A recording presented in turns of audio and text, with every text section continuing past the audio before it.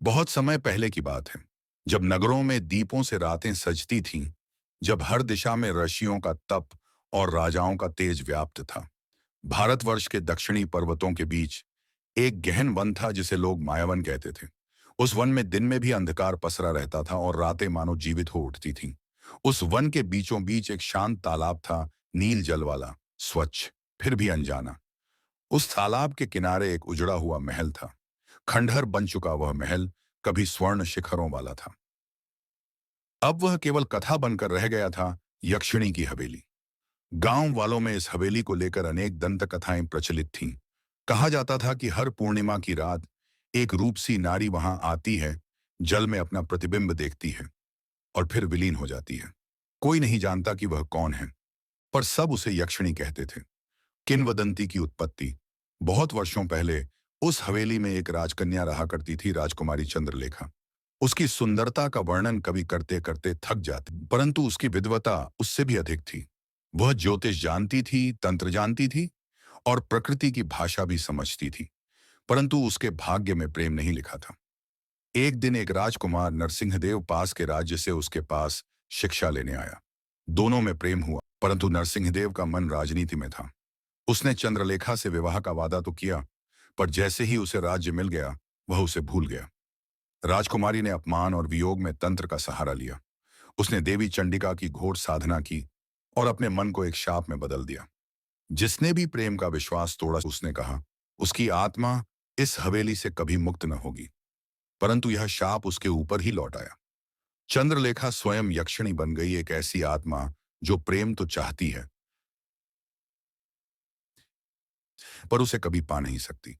अब वह हर 100 वर्षों में किसी ऐसे युवक की प्रतीक्षा करती है जो निस्वार्थ भाव से उससे प्रेम करे, और तभी वह मुक्ति पा सकती है। राजकुमार आर्यवीर की यात्रा। सैकड़ों वर्षों बाद राजकुमार आर्यवीर अपने गुरु की आज्ञा से वन तप करने आया। उसने गांव में यक्षिणी की कथा सुनी और जिज्ञासावश उस महल तक जा पहुंचा। हवेली खंडहर थी, परंतु जैसे ही वह भीतर गया, सब कुछ बदलने लगा।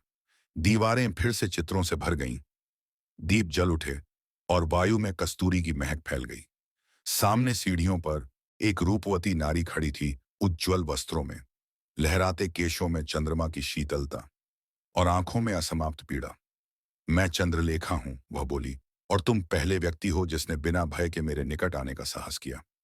आर्यवीर स्तब्ध रह गया, पर भयभीत नहीं हुआ। वह जानता था कि यह कोई साधारण नारी नहीं है, परंतु उसकी आंखों में जो वेदना थी, वह सत्य थी।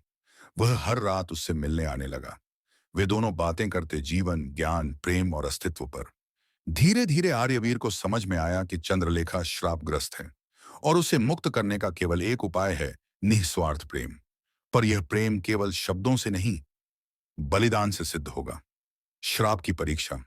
एक रात यक्षिणी ने कहा, यदि तुम सच में मुझसे प्रेम करते हो तो तुम मुझे इस जल में उतरकर मुक्त करो। पर याद रखना, इस जल में उतरना मृत्यु को बुलाना है। यदि तुम्हारे हृदय में रत्ती भर भी स्वार्थ होगा तो तुम बच नहीं पाओगे। आर्यवीर ने बिना कुछ कहे जल में कदम रखा। एक अद्भुत शक्ति ने उसे घेर लिया। उसे लगा जैसे पूरा जीवन उसके सामने एक क्षण में सिमट आया हो। उसकी सारी इच्छाएं, भय, मोह सब जल की लहरों में बह गए। जब वह आंखें खोलता है तो वह महल फिर खंडहर बन चुका था, पर उसके सामने कोई नहीं था। तालाब का जल शांत था, पर उस पर चंद्रमा की एक मुस्कुराहट थी।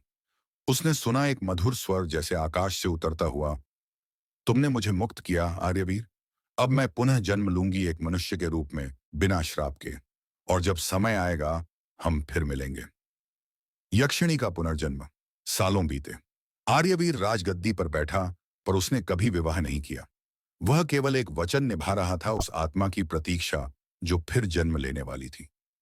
20 वर्षों बाद उसके राज्य की एक निर्धन ब्राह्मण कन्या लेखा जब राजसभा में विद्या पाठ करने आई, तो उसे देखकर आर्यवीर को लगा जैसे चंद्रलेखा वापस आ गई हो। उसके स्वर, उसकी आंखें, उसका ज्ञान, सब कुछ वैसा ही था।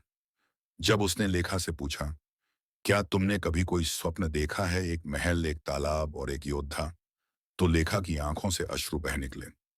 हाँ, वह बोली, हर पूर्णिमा की रात।